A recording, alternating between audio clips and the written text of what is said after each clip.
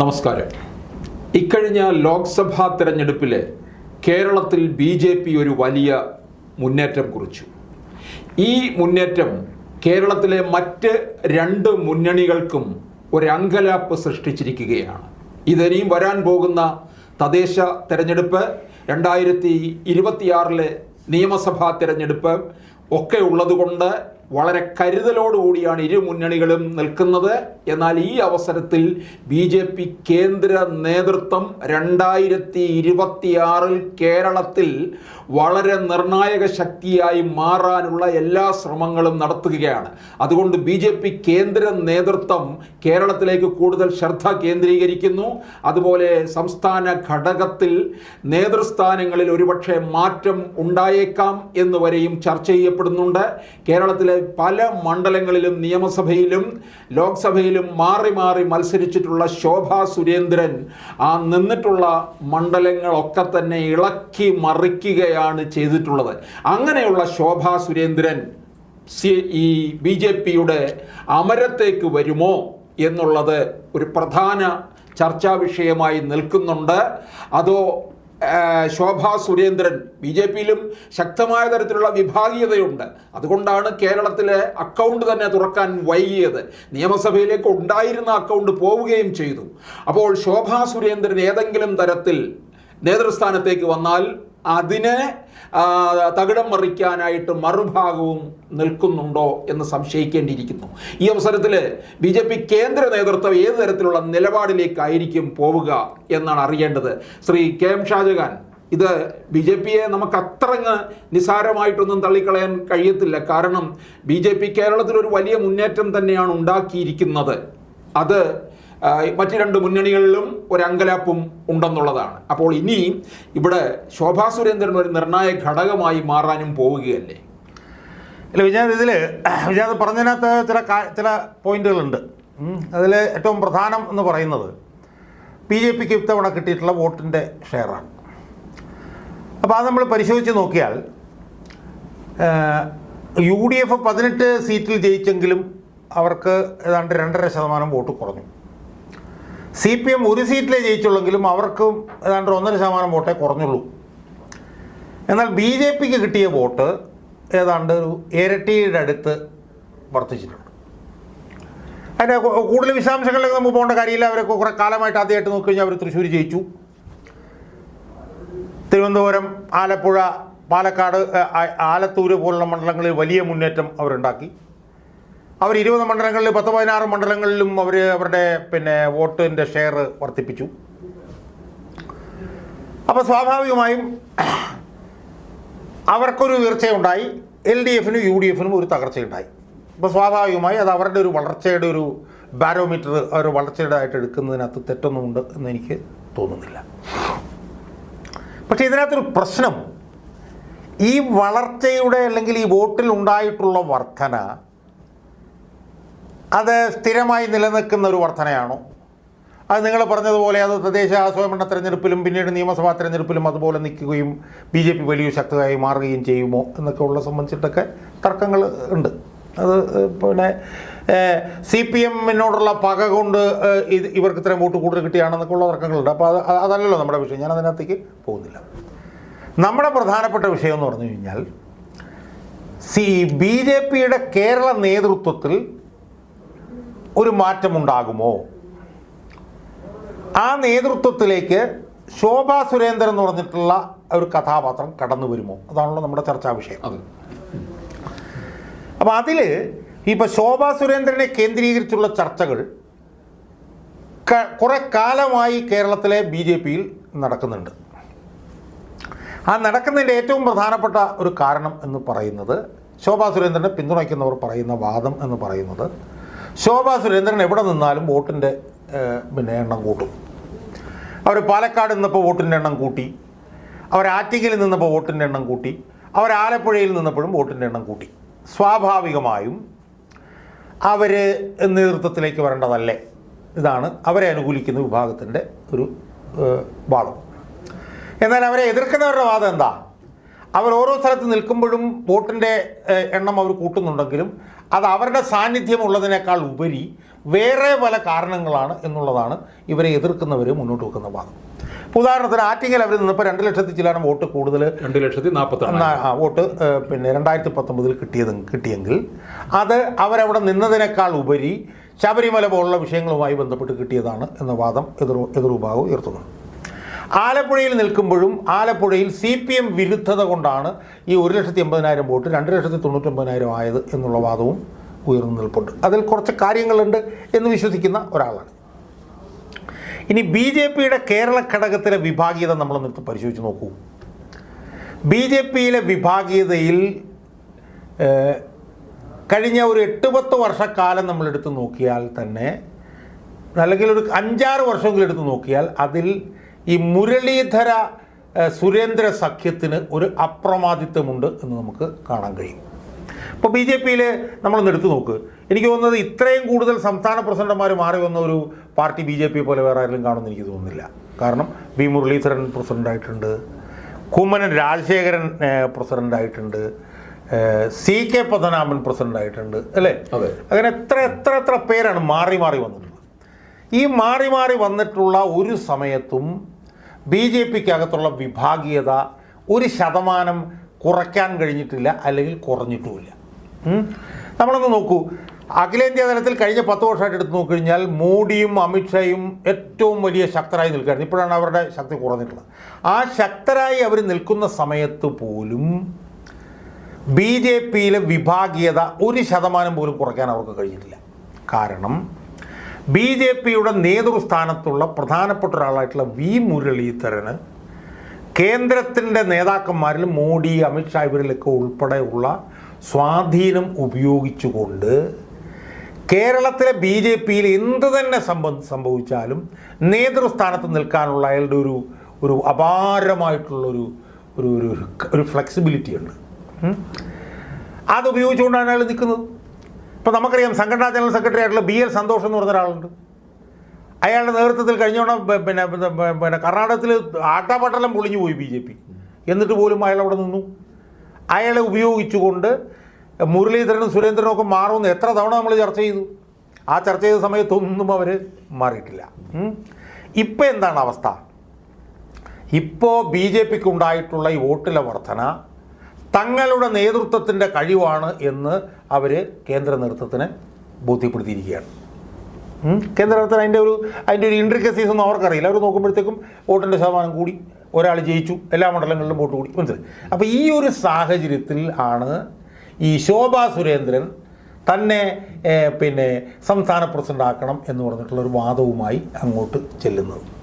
അപ്പോൾ അവരവകാശപ്പെടുന്നതെന്ന് പറഞ്ഞാൽ മോഡി മത്സരിച്ച വാരണാസിയിലൊക്കെ വരെ അവർ പോയി പ്രചരണം നടത്തി. ആ നിലയിൽ അവർ അതുപോലെ മഹാരാഷ്ട്രയിൽ അതെ പ്രചരണം നടത്തി. അപ്പോൾ അതുകൊണ്ട് അവരെ പിന്തുണയ്ക്കും എന്നാണ് അവർ പറയുന്നത്. പക്ഷേ ഇന്നത്തെ സാഹചര്യത്തിൽ അവർക്ക് അവിടെ ഒരു പിന്നെ അഡ്വാൻറ്റേജ് കിട്ടാനുള്ള സാധ്യതയുണ്ട് എന്ന് ഞാൻ വിശ്വസിക്കുന്നില്ല. കാരണം അവർ മത്സരിച്ചിടത്തൊക്കെ വോട്ട് കൂട്ടി, അവർ ആലപ്പുഴയിൽ മത്സരിച്ചപ്പോഴും വോട്ട് കൂട്ടി. ഇതൊക്കെ ശരിയാണെങ്കിൽ പോലും അതിനപ്പുറത്ത് BJPക്ക് കേരളത്തിലുണ്ടായിട്ടുള്ള വോട്ട് വർധനയും ഒരു സീറ്റ് കിട്ടിയതിൻ്റെയൊക്കെ ക്രെഡിറ്റ് കൂടുതലായി പോകുന്നത് ഈ മുരളീധര പിന്നെ സുരേന്ദ്ര സഖ്യത്തിനാണ്. അല്ല, അത് BJP കേന്ദ്ര നേതൃത്വം എന്താ മനസ്സിലാക്കാൻ അത്ര പൊട്ടന്മാരൊന്നും അല്ലല്ലോ. കാരണം ആലപ്പുഴ A ക്ലാസ് മണ്ഡലം അല്ലായിരുന്നു BJPയുടെ പട്ടികയിൽ. ശോഭാ സുരേന്ദ്രൻ ഇറങ്ങിയതോടുകൂടിയാണ് അവിടെ A ക്ലാസ് മണ്ഡലമായി മാറിയത് എന്നാണ് BJP കണക്ക് കൂട്ടുന്നത്, കേന്ദ്രം തന്നെ. അല്ല, അതൊക്കെ ശരിയാണ് വിജയനാഥ്. പക്ഷേ ഇതിനകത്ത് പ്രശ്നം എന്താണെന്നറിയോ? നമ്മളിപ്പോൾ വിജയനാഥ് തന്നെ നേരത്തെ പറഞ്ഞു, BJPക്ക് വലിയ മുന്നേറ്റം കേരളത്തിൽ ഉണ്ടാക്കാൻ കഴിയാതിരുന്നത് BJPയിൽ നിലനിന്നിരുന്ന കടുത്ത വിഭാഗീയതയാണെന്ന്. അത് BJPയുടെ താഴെത്തട്ടിലെ അണികൾക്ക് മാത്രമല്ല, കേരളത്തിലെ മുഴുവൻ ആളുകൾക്കും അറിയാമായിരുന്നു ഇതിനകത്തുള്ള ഈ പറഞ്ഞ പോലത്തെ ഒരു ജീർണിച്ചിട്ടുള്ള ഇത് മനസ്സിലായി. ഇതിനകത്തുള്ള അഴിമതി, മറ്റേ കൊടകര കേസ്, അത് ഇത് എല്ലാം നമുക്കറിയാം. പക്ഷേ ഈ അവസരത്തിൽ ഒന്നും തന്നെ ഇവിടുത്തെ മുരളീധര സുരേന്ദ്ര സഖ്യം എന്ന് പറഞ്ഞ നേതൃത്വത്തിന് എതിരെ ചെറുവിരൽ പോലും മോഡിയോ അമിത്ഷായോ കഴിഞ്ഞ 10 വർഷത്തിനിടയിൽ അവർ അനക്കിയിട്ടില്ല, മനസ്സിലായില്ലേ? അപ്പോൾ ഇപ്പോഴത്തെ അവസ്ഥയെന്ന് പറഞ്ഞാൽ എന്താണ്? ഒരു വശത്ത് വോട്ടിലെ വർധന, അതിൽ ക്രെഡിറ്റ് എടുത്തുകൊണ്ട് മുരളീധരനും സുരേന്ദ്രനും നിൽക്കുന്നു. മുരളീധരനാകട്ടെ കേന്ദ്രത്തിലെ വലിയ സ്വാധീനത്തിൽ നിൽക്കുന്നു, മറുവശത്ത് ശോഭാ സുരേന്ദ്രൻ മത്സരിച്ച ആലപ്പുഴയിൽ വോട്ട് കൂടിയിട്ടുണ്ട്, ശരിയാണ്. ഞാൻ മനസ്സിലാക്കുന്നത് അടുത്ത തവണയും കൂടി മുരളീധരൻ, ഇപ്പോൾ മുരളീധരനാണ് അടുത്ത തവണ പിന്നെ പ്രസിഡന്റ് ആകാൻ പോകുന്നു എന്നുള്ള നിലയിലുള്ള വാർത്തകൾ ഇപ്പോൾ കാര്യമായിട്ട് പരക്കുന്നുണ്ട്. അപ്പോൾ അങ്ങനെയും കൂടെ വന്നു കഴിഞ്ഞാൽ പിന്നെ ശോഭാ സുരേന്ദ്രന് BJPക്കകത്തുള്ള സ്പേസ് വലിയ തോതിൽ കുറയും എന്നാണ് ഞാൻ മനസ്സിലാക്കുന്നത്. BJPയെ സംബന്ധിച്ചിടത്തോളം ഒന്നാം മോഡി സർക്കാർ രണ്ടാം മോഡി സർക്കാരുമായിട്ട് ബന്ധപ്പെട്ട് നോക്കിയാൽ മൂന്നാം മോഡി സർക്കാർ വന്ന BJP ദുർബലമായിട്ടാണ് നിൽക്കുന്നത്. സഖ്യകക്ഷികളുടെ തോളിൽ തൂങ്ങിയാണ് നിൽക്കുന്നത്. രാജ്യസഭയിലും വലിയ പിന്നോട്ടടിയാണ് ഉണ്ടായിട്ടുള്ളത്. ഇപ്പം നടന്ന ഉപതെരഞ്ഞെടുപ്പിൽ പിന്നോട്ടടിയാണ് ഉണ്ടായിട്ടുള്ളത്. മോദിക്കെതിരെ പരസ്യമായി നിതിൻ ഗഡ്കരി പോലുള്ള ആളുകളും യോഗി ആദിത്യനാഥ് പോലുള്ള ആളുകളുമൊക്കെ ഇറങ്ങിയിരിക്കുന്ന സാഹചര്യത്തിൽ അവിടെ മോദി ദുർബലനാവുമ്പോൾ അവിടെ സുരേന്ദ്ര മുരളീധര സഖ്യത്തിനുള്ള ക്ലൗട്ട്, അവരുടെ സ്വാധീനം വർദ്ധിക്കാനാണ് സാധ്യത.